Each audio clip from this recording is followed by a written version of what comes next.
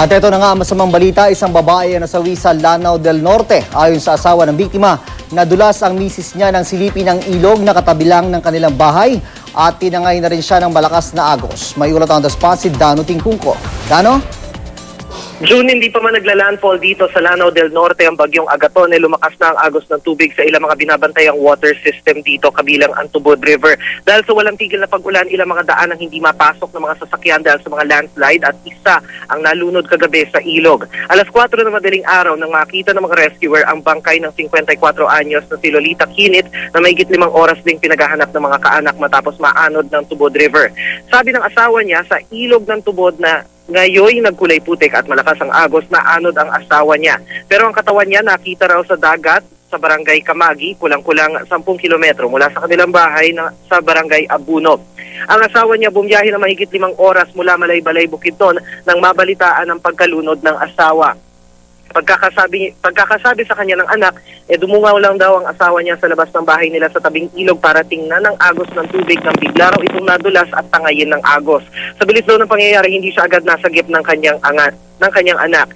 Si Kinit ang unang naitalang namatay sa Iligan City buhat ng bagyo, pero hindi lang paglakas ng agos at minsang pag-apaw ng ilog ang binabantayan ng mga otoridad.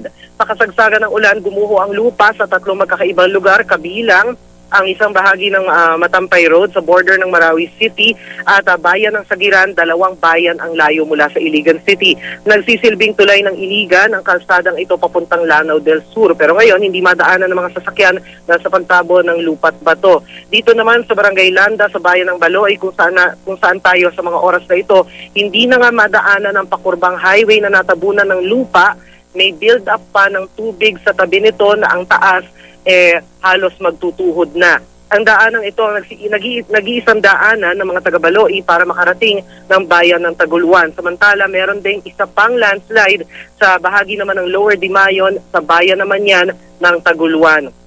June, sa pinakahuling tala ng Iligan CDRRMO, nasa 4,272 na pamilya o katumbas na mahigit 19,000 katao na ang inilikas dahil sa mga pagbaha. Sa ngayon, pansamantalang nanunuluyan ng mga pamilyang ito sa 35 evacuation center sa 18 apektadong barangay.